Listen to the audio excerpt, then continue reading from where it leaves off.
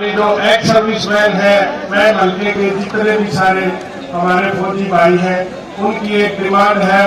उन्होंने मेमोरेंडम भी दिया है भाई साहब को। तो भाई साहब, हम सब मैं हल्के के सारे बुजुर्ग नौजवान साथी भी अपनी तरफ से आपको ये निवेदन करते हैं कि आप भी राज्यसभा में हो, लोकसभा में हो, उस बात को उठवाएं। यहाँ पे हमारी जो भी मांगे होंगी उनको पूरा करवाएं। अब मैं निवेदन करूंगा हमारे हरदीन अजीज ऐसे भाई को बुलाने बोला हुआ, जिस भाई ने हमेशा 24 घंटे अपने हल्के के लिए, अपने रोहतक के लिए, अपने हरियाणा के लिए हमेशा आवाज उठाई है। मेरे बहुत ही आदरणीय भाई दीपेंद्र हुड्डा जी से और हमारे भावी मुख्यमंत्री एक नारा लगाएंगे, भाई दीपेंद्र हुड्डा की, थोड़े वोट थे, भाई दीपेंद्र हुड्डा की, कांग्रेस पार्टी की, दीपेंद्र हुड्डा की, भाई दीपेंद्र हुड्डा की।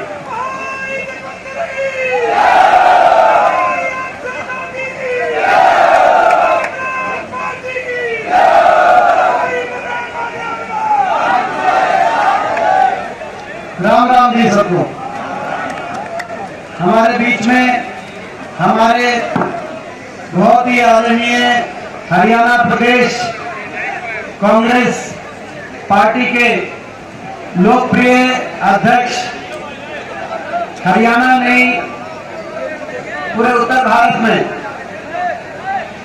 शोषित वंचित दलित वर्ग की एक ऐसी आवाज जिनकी तरफ पूरा प्रदेश देखता है और जिनके नेतृत्व में लगातार कांग्रेस पार्टी हरियाणा में बहुत मजबूत हो रही है। जैसा बताया गया, 1 साल पहले उनको अध्यक्ष के रूप में अवसर मिला और इस 1 साल में 35 पूर्व विधायक, पूर्व मंत्री, 35 छोटा नंबर नहीं है, 35 पूर्व विधायक, पूर्व मंत्री कांग्रेस पार्टी में शामिल हो चुके हैं और लाइन लगाकर और शामिल होने की वेटिंग लिस्ट चल रही है।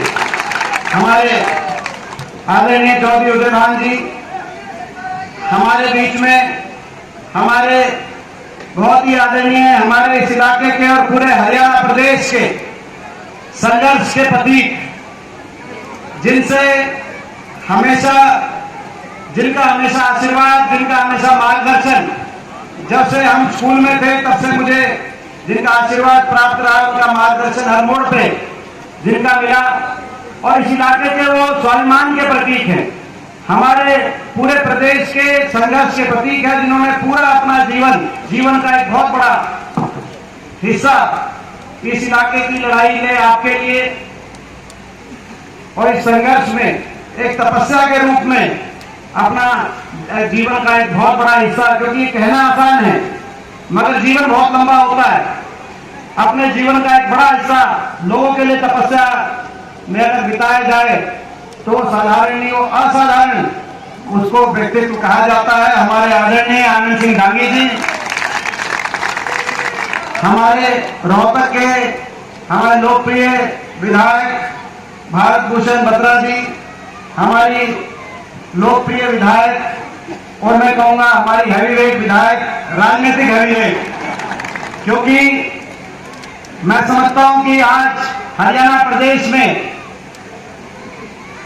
जिस समाज से शकुंतला जी आते हैं, उस समाज में इतनी लगातार 3 बार विधायक, मैं समझता हूं कि इतना सीनियरिटी, इतना सीनियर उस समाज में कोई, ये भी एक इतिहास बनाने का काम शकुंतला जी ने किया, उनको हम बधाई देते हैं। हमारी बहन शकुंतला खट्टर जी, हमारे आदरणीय प्रोफेसर वीरेंद्र जी और आज हमारे भाई जिनको मैं बहुत बहुत मुबारकबाद देना चाहता हूं, बहुत बहुत बधाई देना चाहता हूं। सही बात है, मुझसे पहले सबने कहा कि किसी को उम्मीद नहीं थी कि ऑफिस के कार्यालय उद्घाटन पे इतनी बड़ी जनसभा का रूप मिलेगा, इतनी बड़ी संख्या में लोग, और आज मैं देख रहा हूं चेहरे 36 बिरादरी और हर गांव के, शहर के, यहाँ पर मेन व्यक्ति पूरे महम के आज यहाँ दिखाई दे रहे हैं। तो आज ये जो इतनी सफल, ये जो अपार सफलता हुई इस कार्यक्रम की, उसके लिए अगर कोई बधाई का पात्र है तो मेरा भाई बलराम बधाई का पात्र, मैं बधाई देना चाहता हूं। एक ऐसा भाई हमेशा हर कदम पे, हर संघर्ष में कंधे से कंधा मिलाकर भी जहां जरूरत पड़ी, अगर मुझ पे कहीं कोई प्रहार हुआ तो मुझसे आगे अपनी छाती अड़ाकर मेरा साथ देने का काम किया हमारे भाई बलराम। मैं उनको बधाई देना चाहता हूं आज के प्रोग्राम की सफलता के लिए। हमारे बीच में हमारे आए हैं कैथल से, हमारे बीच में हमने आंख का ऑपरेशन करा रखा था, हमारे भाई जयप्रकाश जेपी जी, हमारे भाई प्रहलाद सिंह लीलाखेड़ा जी जो फतेहाबाद से आए हैं, हमारे भाई जयदीप धनखड़ जी, भाई बलराज बल्ले जी जो बलराज पांचाल जी बल्ले जी जो कि हमारे पीसीसी के मेंबर हैं रोहतक से, हमारे भाई बिल्लू हुड्डा जी, हमारी महिला कांग्रेस की हमारी अध्यक्ष निर्मला राठी जी, हमारे भाई प्रदीप ढाका जी, जगत सिंह काला जी, हमारे जो अध्यक्ष यहाँ के बहुत लंबे समय के, जिनका बहुत आशीर्वाद हमारे इस पूरे परिवार पे रहा, जगत सिंह काला जी, संदीप, हमारे भाई संदीप तंवर जी भिवानी से हमारे पहुंचे हैं, सतवीर जांगड़ा जी, सोमनाथ गिरोत्रा जी, रामकिशन मलिक जी, हमारे प्रधान जी धर्मवीर जी, हमारे बहुत से सारे सरपंच, हमारा सरपंच बबला जी जिन्होंने अपनी बात कही, सरपंच प्रदीप जी जिन्होंने अपनी बात कही, काला जी, सरपंच एसोसिएशन, बहुत सारे साथी, सभी भाई राजू जी मैम शहर से, और हमारे बहुत सा पूरा परिवार कांग्रेस पार्टी का, किसी का नाम भाई आशीष जी परमाना से, पूरे कांग्रेस पार्टी का परिवार। मैं लगभग सबको जो है, हम भाई फेस हम सबको जानते हैं लगभग, और बहुतों के तो सबके नाम लेने संभव नहीं है, लेकिन भावना हमारी ये है कि हमारे दिलों में आप सबका नाम लिखा हुआ है, ऐसा लिखा हुआ है। ये परिवार है, और इस परिवार के रूप में हमने जो भाईचारे की बात और एक परिवार के रूप में एक दूसरे का साथ देने की बात अगर हमने सीखी है तो गांधी साहब से सीखी। तो उस रूप में हम लोगों ने हमेशा लड़ाई लड़ी अपने इलाके के लिए, प्रदेश के लिए। पिता तुल्य बुजुर्ग नौजवान साथी मातृशक्ति, मुझे पता है बहुत देर से आप बैठे हैं, मगर 10 मिनट आपकी इजाजत से 10 मिनट में भी कुछ बात यहाँ पर मैं समझता हूँ कि आज ऐसे समय पे ये हमारा कांग्रेस का कार्यालय का उद्घाटन हुआ है। मैं इस पहले तो आप सबको एक बात के लिए बहुत बहुत बधाई देना चाहता हूं कि जैसे जैसे हमारा परिवार बढ़ रहा था, हमारा जो कार्यालय में बड़े कार्यालय की जरूरत थी, तो आज ये बड़ा अच्छा कि भाई कार्यालय रोड पे है और जगह चाहिए तो ये पूरा घेर आप जो है मैंने अंकल को कहा कि विधानसभा इलेक्शन पर बात कर लो, हमें जरूरत पड़ेगी। तो ये मैं समझता हूँ कि बहुत अच्छा कार्यालय, शुभ कार्य शुरू हुआ है। मैं आप सबको इस बात के लिए बहुत बहुत शुभकामनाएं देता हूँ। ऐसे समय में आज ये हमारी कार्यालय का उद्घाटन हुआ है कि चुनावी वर्ष का बिगुल बज चुका है। जब चुनाव का बिगुल बज जाए तो जनता का सोचने का समय शुरू हो जाता है कि सरकार जिसको पिछली बार मौका दिया, इन्होंने जनता के लिए अच्छा काम किया, ठीक नहीं किया, क्या गलत किया, क्या ठीक किया, और क्या इस सरकार का दोबारा से 5 साल का लाइसेंस हम रिन्यू करें या बदलाव लाएं। आज वो समय, चुनावी वर्ष, 4 महीने के बाद लोकसभा का चुनाव है और 10 महीने के बाद विधानसभा का चुनाव। आपको फैसला करना है, जैसा आपने फैसला किया और बीजेपी को मौका दिया, और अभी 4 साल पहले नहीं 9 साल पहले दिया। उससे पहले हरियाणा में हुड्डा साहब के नेतृत्व में कांग्रेस पार्टी की सरकार थी। अगर हम याद करें वो समय 10 साल तक हमारी सरकार चली हरियाणा में। 10 साल हरियाणा विकास की तरफ आगे बढ़ा था। 2014 में जब बीजेपी की सरकार बनी, उससे पहले हरियाणा प्रदेश देश में विकास दर में सबसे आगे था। प्रति व्यक्ति आय में आगे थे, प्रति व्यक्ति निवेश में आगे थे।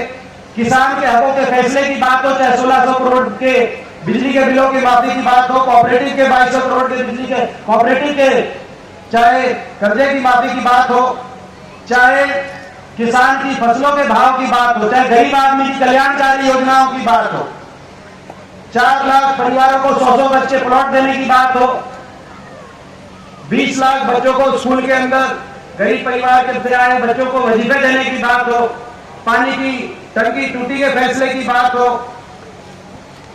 हरियाणा प्रदेश देश में अग्रणी राज्यों में गिना जाता था। चाहे खिलाड़ियों के मान सम्मान की बात हो, 10 साल तक देश में हरियाणा खिलाड़ियों के मान सम्मान का उदाहरण दिया जाता था। 10 साल तक कभी भाईचारे पे खरोच नहीं आई, कभी किसी भाई को भाई से कोई तनाव नहीं हुआ समाज में। 10 साल तक पुलिस प्रशासन को आम जनता पे बल प्रयोग की जरूरत नहीं आई, क्योंकि कोई धरना नहीं हुआ, कोई आंदोलन नहीं हुआ। उस समय लोगों ने कहा कि जो एक मौका देके देखते हैं, बीजेपी ने कहा था अच्छे दिन लाएंगे, लोगों ने भाजपा को मौका दिया, केंद्र में सरकार बनी और प्रदेश में भी खट्टर साहब के नेतृत्व में सरकार बनी। लेकिन आज 9.5 साल के बाद इन सरकारों ने हरियाणा को क्या दिया? इस खट्टर सरकार के 9 साल के बाद मैं बताना चाहता हूं आपको, जो प्रदेश कांग्रेस राज में विकास में, खुशहाली, भाईचारे में नंबर 1 था, आज वही प्रदेश विकास में तो 17वें नंबर 1 पे पहुंचा दिया, तो बेरोजगारी में देश में नंबर 1, हर घर में एक नौजवान बेरोजगारों की फौज खड़ी हो गई। ना निवेश हुआ, क्योंकि रोजगार मिलता है जब निवेश हो, ना उद्योग लगे, ना फैक्ट्रियां लगी, ना निवेश हुआ, ना सरकारी क्षेत्र के अंदर रोजगार मिले, या तो सब रोजगार समाप्त कर दिए गए, या कच्चों में परिवर्तित कर दिया गया कौशल निगम के माध्यम से, कहीं अग्निपथ के माध्यम से, और उसके बाद भी कोई रोजगार की लिस्ट आई जैसे बताया गया, तो हरियाणा के नौजवानों से बहुत ज्यादा बाहर के नौजवानों का नंबर उस लिस्ट में आया। मैं पूछना चाहता हूं खट्टर साहब से, अभी HCS की लिस्ट आई, 101 पोस्ट में केवल 61 लोगों का सिलेक्शन हुआ। उससे पहले इलेक्ट्रिकल टेक्निकल एजुकेशन प्रोफेसर की लिस्ट आई, 156 में से 53 केवल हरियाणा के 103 का बाहर का सिलेक्शन हुआ। LGO की लिस्ट आई, इसके बारे में आपको पता है, 80 में से 78 में बाहर का सिलेक्शन, बाहर के बच्चों का सिलेक्शन हुआ। किसी और प्रदेश में इतने बाहर के बच्चों का सिलेक्शन नहीं हो रहा, इतना हरियाणा में हो रहा है। और HPSC का चेयरमैन ऐसे व्यक्ति को बनाया गया जो हरियाणा से बाहर का 3.25 करोड़ प्रदेशवासी में से एक भी कोई ऐसा नहीं था जो HPSC का चेयरमैन के रूप में। मैं इसलिए कहना चाहता हूं, दानी साहब ने, उनको भी सिलेक्शन कमीशन का के माध्यम से लोगों का काम करने का अवसर मिला। भारत भूषण बत्रा जी यहां बैठे, वो भी HPSC के चेयरमैन रहे। और जब हरियाणा के नौजवानों के हितों की बात लड़ाई लड़ी, यहाँ पे तो चेयरमैन ही बाहर के बना दिए। ये स्थिति, बेरोजगारी ना देश में नंबर 1, नौजवान इतना निराश, कोई डिप्रेशन की तरफ, कोई नशे की तरफ, कोई अपराध की तरफ। अभी आए जयप्रकाश जेपी जी, जहां से पूरे के दिन आप जाके देखो, घर बार बेच के अब विदेशों की तरफ, घर बार देख के विदेशों की तरफ बाहर जा रहे हैं। या कोई सीधे रास्ते, कोई इलीगल रास्ते, जिस दिन मैक्सिको से अमेरिका में घुसते हैं तो गांव के अंदर पटाखे फूकते हैं। ऐसी स्थिति बन गई। अपना ये आज हरियाणा के अंदर नौजवान को 9.5 साल के बाद खट्टर सरकार ने दिया। बेरोजगारी में, महंगाई में, डीजल, पेट्रोल, रसोई गैस का सिलेंडर, हमारी सारी महिलाएं बैठी हैं। स्कूल की फीस, बिजली का बिल, आम परिवार के बस की बात नहीं रही। ऐसी कमरतोड़ महंगाई, 400 रुपए पे सिलेंडर था, हमारी सरकार किया 1100 रुपए सिलेंडर पहुंच गया। महंगाई, बेरोजगारी, भ्रष्टाचार में पूरे देश में आज हरियाणा का नाम कलंकित कर दिया। ये सरकार जो बनी, खट्टर सरकार पार्ट 2, ये सरकार बनी भ्रष्टाचार के समझौते पे। आपको याद होगा, जेजेपी पार्टी 10 सीट लेके गई। बीजेपी 2019 के चुनाव में कहती थी कि इस बार 75 पार, जब 10 लोकसभा सीट जीती तो नारा दिया अब की बार 75 पार। दुष्यंत चौटाला, जेजेपी पार्टी कहती थी बीजेपी को इस बार करो जमना पार। एक कहता था 75 पार, दूसरा कहता था बीजेपी ने करो जमना पार। इलेक्शन का नतीजा आते ही दोनों बन गए जना पक्के यार। हरियाणा बना दी ऐसी भ्रष्ट सरकार, धोखा देकर लोगों को कहा कि 5100 बुढ़ापा पेंशन पे समझौता हो गया। हमने कहा था हम देंगे 5100 पेंशन, आप हमारे साथ आओ। बोला नहीं, 5100 पेंशन पे समझौता गृह मंत्री अमित शाह जी ने अपने घर पे करा दिया, खट्टर साहब के साथ समझौता हो गया। मैं पूछना चाहता हूं, 4.5 साल के बाद, जब तक हम चुप थे, वो 4.5 साल के बाद 5100 की वो पेंशन कहां गई? मैं पूछना चाहता हूं। 5100 की बुढ़ापा पेंशन पे समझौता नहीं था, हरियाणा को लूटने की छूट पे समझौता था। भ्रष्टाचार करने की छूट पर भ्रष्टाचार की फाइलों को बंद करवाने पर समझौता था।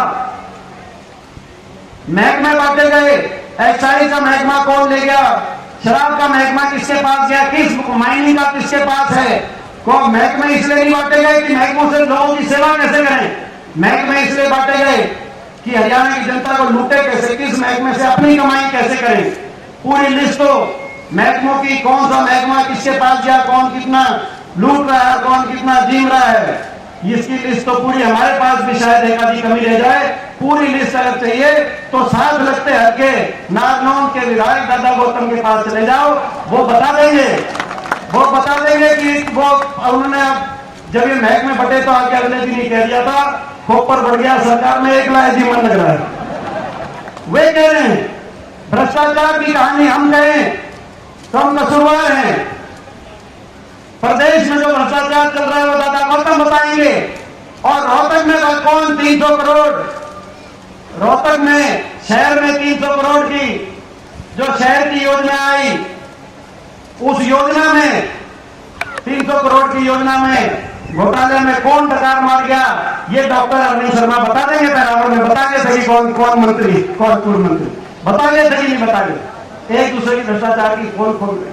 आज भ्रष्टाचार में हरियाणा कलंकित, बेरोजगारी। मगर मैं एक बात कहना चाहता हूं, बेरोजगारी, महंगाई, भ्रष्टाचार सबके बावजूद हम काम चला लेते।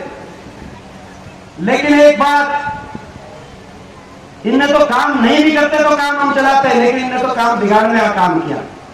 ये एक ऐसी सरकार आई जो अहंकार में चली और घमंड में हर वर्ग को अपमानित करने का काम इस सरकार ने किया।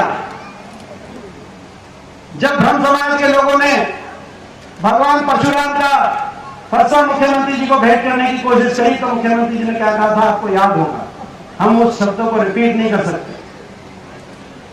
जब किसान आंदोलन में किसान आया, 1 साल तक किसान देश के इतिहास में काले अक्षरों में लिखा जाएगा। 1 साल तक किसी वर्ग को धरने देने पड़े हो, 1 साल तक 750 किसानों के शव इन धरनों से वापिस आए। हर रोज हम किसी गांव में जाते थे, किसी के आंसू पहुंचते थे और अगले दिन जाकर देश की पार्लियामेंट में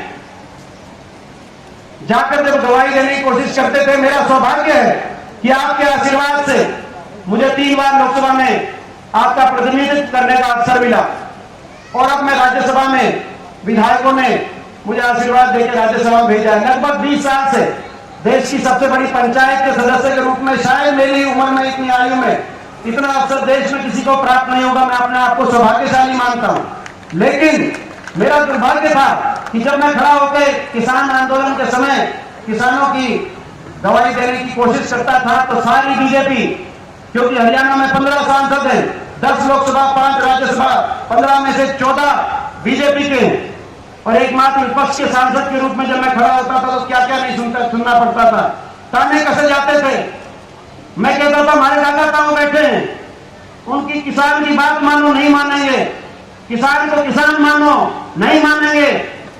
उपद्रवी बताता था कोई, मैं कहता था किसान को इंसान तो मानो, किसान को देश का नागरिक तो मानो। धरने पे किसी की अगर तबियत भी खराब हो जाए किसी भी धरने पे तो शासन प्रशासन में हड़कंप आ जाते हैं। ये भी एक वर्ग है देश में, इनको कम से कम इनकी बात नहीं मानते तो सहानुभूति के 2 शब्द तो कोई कहे तो कहते थे कि नहीं ये तो देशद्रोही हैं। ऐसी बात मैंने संसद के अंदर जब सुनी होगी मेरे पे क्या बनी होगी। मैं खड़े होके, मुझे पता है मैं इनकी आंखों में रड़कता हूं और तभी पिछली बार इन्होंने शाम दाम दर्द देश का चक्रव्यूह मेरे को संसद में दोबारा जा पहुंचने से रोकने के लिए इन्होंने सब कुछ किया, इस बार भी करेंगे। लेकिन तब जब इन्होंने कहा देशद्रोही, तब मैंने खड़े होकर उसी संसद में इन्हीं शासकों के आंख में मिला के क्या वो वर्ग है जिसका एक बेटा देश में ट्रैक्टर का स्टीयरिंग पकड़ के देश को खाद्य सुरक्षा देता है तो दूसरा बेटा स्टैंडगन पकड़कर सीमाओं पे देश को सुरक्षा देने का काम करता है। इसको देशद्रोह नहीं बताओ। मगर मैं आपसे पूछना चाहता हूं, अगर मैं राज्यसभा में अब तो एक सांसद है, अगली बार ऐसा मत करना कि आपकी किसान पे, मजदूर पे, गरीब पे चोट पड़े तो आपकी गवाही देने के लिए इस बार तो फिर भी एक है, ऐसा कभी दिन ना देखना पड़े। ये आपको और हमको सोचने की बात है। तो ये सरकार ऐसी आई, हर वर्ग का अपमान, किसान का अपमान, हमारे मनरेगा के मजदूर गए अपना बजट बढ़ाने, उन पे लाठीचार्ज। ग्रामीण चौकीदार सफाई कर्मचारी अपना मानदेय बढ़ाने गए, उन पे लाठीचार्ज। आशा वर्कर, आंगनबाड़ी वो अपने हकों के लिए गई, उन पे लाठीचार्ज। ओल्ड पेंशन स्कीम के लिए कर्मचारी गए पंचकुला में लाठीचार्ज। सरपंच गए अपने अधिकारों के लिए, सरपंचों पर लाठीचार्ज। खिलाड़ी गए, खिलाड़ियों पे पुलिस बल का प्रयोग हुआ। यहां तक कि हमारी बहन बेटियां, कौन भूल सकता है दिल्ली के अंदर ओलंपिक विजेता, हमारी बहन बेटियां ओलंपिक विजेता। दुनिया में हर देश अपने ओलंपिक विजेताओं का मान सम्मान करता है, लेकिन यहां हिंदुस्तान में और हिंदुस्तान के दिल दिल्ली में हमारी ओलंपिक विजेता बेटियां केवल एक बात कह रही थी कि हमें न्याय दिलवाओ। जब वो अपना मेडल फेंकने हरिद्वार गई तो किसी एक मुख्यमंत्री जो उनके साथ फोटो खिंचवा रहे हैं, देश के खेल मंत्री जो कह रहे हैं कि एशियाई में इतना मेडल आए, किसी एक मंत्री मुख्यमंत्री के मुंह से एक शब्द नहीं निकला कि बेटियों तुम अपना मेडल मत फेंको, आपको न्याय मिलेगा। आप धैर्य रखो इस देश में। और अब दिल्ली पुलिस की रिपोर्ट आई कि जो आरोपी है वो आरोपी हर मौके पर अब हमारी बहन बेटियों के साथ दुराचार का काम करता था। दिल्ली पुलिस की जो आज पुलिस गृह मंत्रालय के नीचे है, उस पुलिस की रिपोर्ट आई। और जब उनके साथ कोई खड़े हो तो निशाने पे मुझे लेते हैं, कहते हैं कि भाई जब किसान आंदोलन हुआ तब कहा कि किसान आंदोलन में बीजेपी ने कहा कि भाई आप इनका साथ दे रहे हो। जब हमारी खिलाड़ी बैठी तो जब हमारी बेटियां बैठी तो सारी बीजेपी कह रही है कि दीपेंद्र इनका साथ दे रहे हैं। मैं कहना चाहता हूं आज महम चौबीसी की इस पंचायत में मैं किसी का कितना ही रखता हूं, अगर किसी वर्ग के साथ अन्याय होगा तो उसके साथ देने के लिए मैं खड़ा हूं। मैं कहना चाहता हूं इतना घमंड हर वर्ग के साथ अपमानित, हर वर्ग को अपमानित करने वाली सरकार, अब तो इतना घमंड हो गया इनका 7वें आसमान पर पहुंच गया घमंड।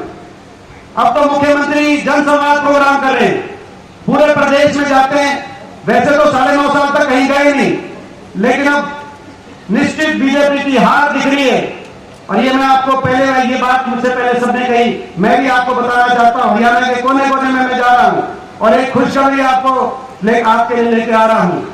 हरियाणा के कोने कोने में एक आवाज आ रही है, बीजेपी जेजेपी की ये खट्टर सरकार जा रही है और हुड्डा साहब के नेतृत्व में कांग्रेस पार्टी की सरकार आ रही है। पिछली बार कसर रह गई थी, 3900 वोट ज्यादा आती, 3900 वोट ज्यादा आती।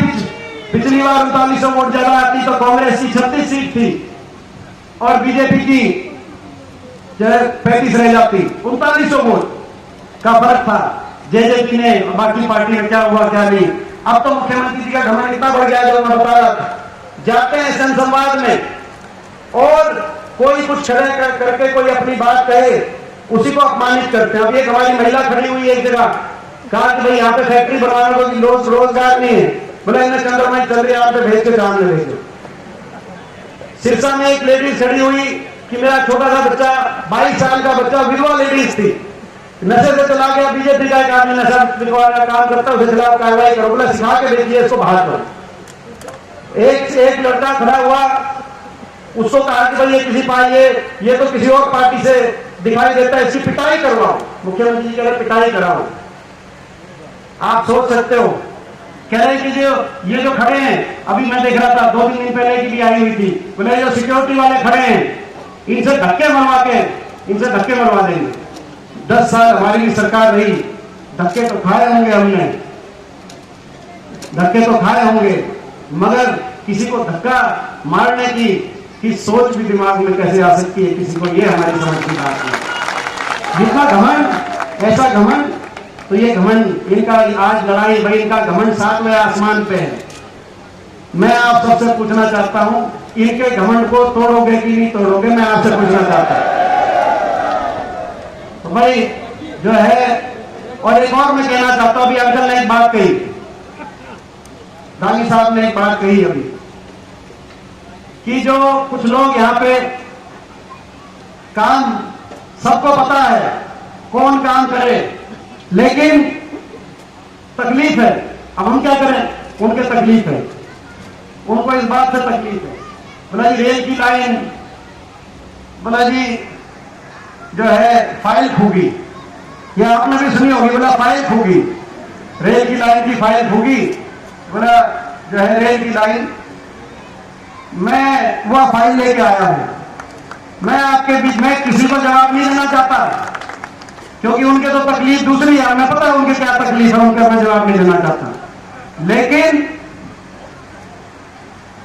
मैं पंचायत में, जो बहन की हमारी पंचायत में, आप सबके बीच में सच क्या है झूठ क्या है, क्योंकि यहां का फैसला पंचायत में, उसकी भी और एयरपोर्ट की भी, ये मैं दिखाना चाहता हूं सबको।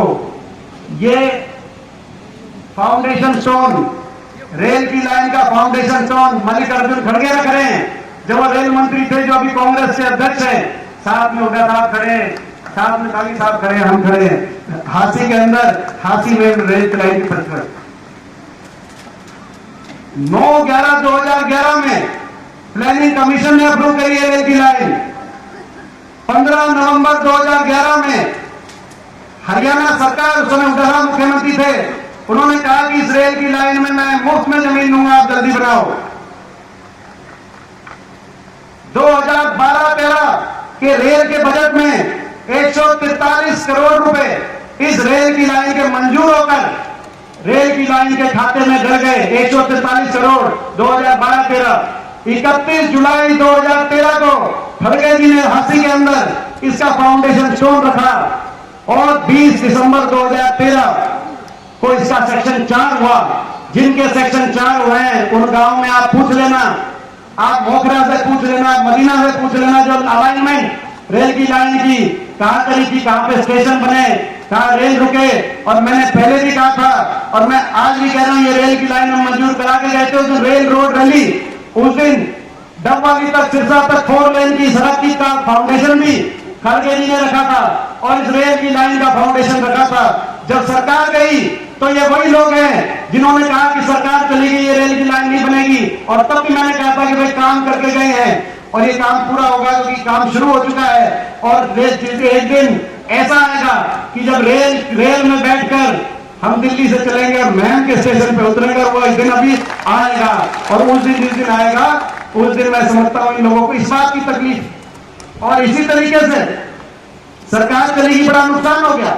अभी बता रहे थे चौधरी जी कि भाई 3 मेट्रो बनी, बल्लभगढ़ फरीदाबाद तक, गुड़गांव तक और बहादुरगढ़ तक। हमें बड़ा नुकसान हो गया, आपको पता है। मेट्रो लानी थी रोहतक तक, मगर जल्दी है, विकास का पहिया फिर घूमेगा, रेल भी चलेगी और मेट्रो भी आएगी, आप रुक जाओ, विकास का पहिया घूमेगा।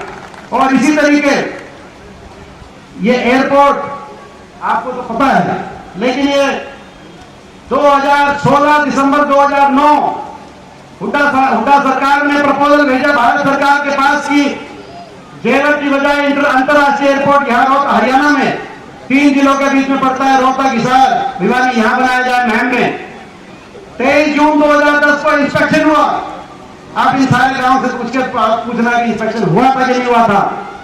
15 अक्टूबर 2011 रक्षा मंत्रालय ने, भारत सरकार ने एनओसी दी कि एयरपोर्ट यहां पे बन जाएगा, क्योंकि इनका सिरसा में एयरपोर्ट स्टेशन है। एनओसी रक्षा मंत्रालय से आनी थी 15 अक्टूबर 2011। और अप्रैल 2012 एयरपोर्ट अथॉरिटी ऑफ इंडिया ने फीजिबिलिटी स्टडी करी।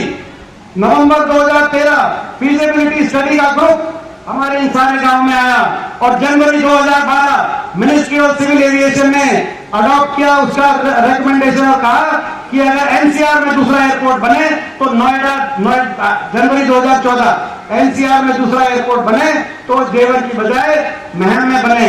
मगर सरकार बदल गई, एयरपोर्ट चला गया, जेवर में एयरपोर्ट बन रहा। प्रधानमंत्री जी आए, उन्होंने कहा जिस दिन एयरपोर्ट का फाउंडेशन स्टोन रखा वहां पर कि यहां पर लाखों बच्चों को रोजगार मिलेगा।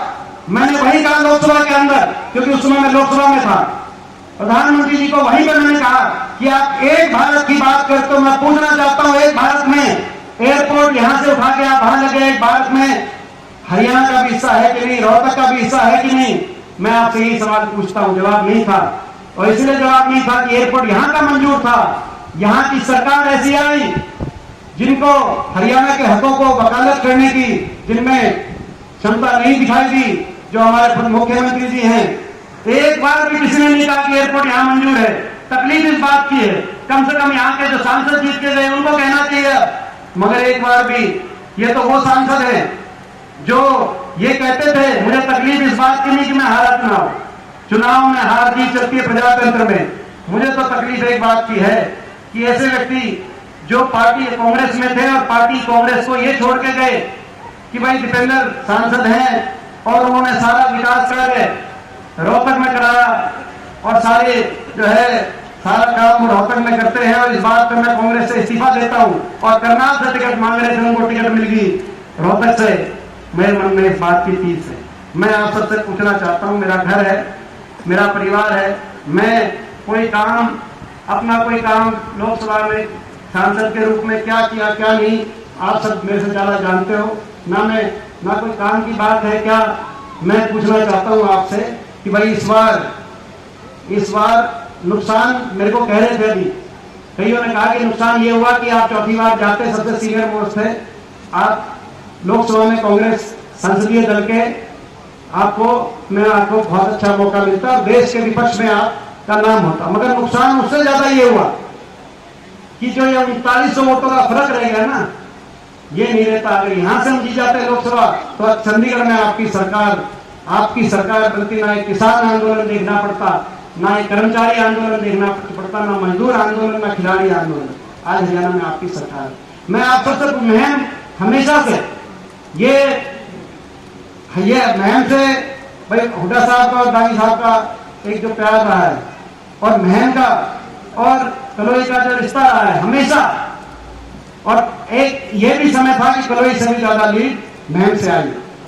मैं वो समय नहीं भूल सकता। मैं आपसे पूछना चाहता हूं भाई, इस बार ये जो कही है बात सही है, मैं छत्तीस बिरादरी से पूछना चाहता हूं, 20 साल आपके एक दिन का हिसाब किताब मेरा आपकी आत्मा देगी, आपके दिल में है। मैं आपसे पूछना चाहता हूं सबसे कि भाई इस बार भाई महम कलोई से पीछे तो नहीं रहेगा, इस बार मैं आप सबसे पूछना चाहता हूं। और मैं आपको एक विश्वास दिलाता हूं, आपका आशीर्वाद खाली नहीं जाएगा, आपका आशीर्वाद हरियाणा में भी रंग लेके आएगा और आपके आशीर्वाद से अवसर मिलेगा तो देश में भी आपके नाम को मैं ऊंचा लेके जाने दूंगा, आपको कभी नीचा देखने का अवसर मिलेगा नहीं, ये मैं आपको विश्वास दिलाता हूं। तो मैं आखिर में एक बात जो हमारे अध्यक्ष जी को कहनी थी वो, मगर मैं अपनी बात आपको पता है अध्यक्ष जी ने कहा कि जी आपकी कवर करना, हमारे संकल्प है जिनको लेके आपको जाना है, हर जगह जाना है और हमारे संकल्प है 5-7 संकल्प है। हाथ से हाथ जोड़ेंगे, हरियाणा में 36 बिरादरी हर भाई को दूसरे भाई को प्यार और प्रेम से जोड़ेंगे, हाथ से हाथ जोड़ेंगे। हरियाणा के बड़े बुजुर्गों को 6000 देश में डंके की चोट पर सर्वाधिक बुढ़ापा पेंशन से जोड़ेंगे, हमारा संकल्प। हाथ से हाथ जोड़ेंगे। 300 जो है हिमाचल की हमारी सरकार ने करके दिखाया, 300 यूनिट फ्री बिजली से बिजली उपभोक्ता को जोड़ेंगे, हाथ से हाथ जोड़ेंगे। कर्मचारियों को ओल्ड पेंशन स्कीम से जोड़ेंगे, हाथ से हाथ जोड़ेंगे। जो अभी अध्यक्ष जी कह रहे थे कि 1,83,000 पद जो रिक्त पड़े हैं, 2 लाख नौकरियों की तुरंत भर्ती निकाल के हाथ से हाथ जोड़ेंगे। हरियाणा के नौजवान को रोजगार से जोड़ेंगे, हाथ से हाथ जोड़ेंगे। खिलाड़ियों को मान सम्मान से जोड़ेंगे, हाथ से हाथ जोड़ेंगे। जो हमारे किसान हैं उनको एमएसपी की गारंटी, जिसके लिए किसान आंदोलन हुआ, किसान को एमएसपी गारंटी से जोड़ेंगे और हरियाणा को उसी विश्व स्तरीय विकास से जोड़ेंगे। दिल्ली के 3 तरफ हमें उदाहरण हमारा होना चाहिए, उस विश्व स्तरीय विकास से जोड़ेंगे। जो प्रोजेक्ट हमारे छिन गए, कहीं रेल कोच फैक्ट्री छिन गई, कहीं एम्स के अंदर अस्पताल छिन गए, कहीं हमारा एयरपोर्ट छिन गया, तो हाथ से हाथ जोड़ेंगे। कहीं मेट्रो आनी थी वो रुक गई, तो हाथ से हाथ जोड़ेंगे। उसी विश्व स्तरीय विकास से हरियाणा को जोड़ेंगे और हरियाणा को खुशहाली और विकास में, आपसी भाईचारे प्यार में देश में सबसे आगे पहुंचाने के लिए हमारे संकल्प है। इन संकल्पों को लेकर आप सब जो है, आप सबको जाना है पूरे। और भाई हाथ से हाथ जोड़ेंगे। 100 गज के प्लॉट, गरीब आदमी को जो 100 गज के प्लॉट की स्कीम खत्म कर दी, गरीब को 100 गज के प्लॉट से जोड़ेंगे और मकान से जोड़ेंगे। मैं आखिर में एक बार फिर आप सबको बधाई देता हूं और आज के प्रोग्राम में जितनी मेहनत हमारे, मुझे खुशी है इस बात की कि दागी साहब में का तो आशीर्वाद है ही, लेकिन जो मेहनत इस प्रोग्राम के लिए बलराम ने करी। लेकिन मैं एक बात कहना चाहता हूं, केवल आज के प्रोग्राम के लिए मैंने देखा है लगातार निरंतर, आज के प्रोग्राम की बात नहीं है, सारे कहने की आज के प्रोग्राम की, शुक्र प्रोग्राम ने पहली बार मेहनत करी है। मैं इस बात की गवाही दे सकता हूं, जितनी मेहनत कांग्रेस पार्टी के लिए, हमारे संघर्ष के लिए हर कदम पे लगातार निरंतर बलराम कर रहे हैं, मैं इनको आज की बहुत बहुत बधाई भी देता हूं और मैं शुभकामनाएं देता हूं। बलराम इसी ईमानदारी, इन्हीं संस्कारों को और इसी मेहनत के रास्ते पे आप आगे चलो, आपके साथ हमारी सबकी पूरी शुभकामनाएं हैं। आपको बहुत बहुत मैं बधाई देते हुए एक बार सबका धन्यवाद करता हूँ। खाने का था और भाई ये खाने का प्रोग्राम था, लेकिन मैं कहूँगा आप खाने पे जाएंगे तो वैसे तो ये 10 बजे का टाइम देखा था बलराम ने, आज टाइम क्या हो गया था, 3:30 हो गए। तो भाई ये रैली पहले था कार्यालय उद्घाटन, अब ये सरकार के खिलाफ 1 दिवसीय धरना मानो और खाना ये खाएंगे तो 1 दिन का भूख हड़ताल भी मानना सरकार के खिलाफ। बहुत बहुत धन्यवाद।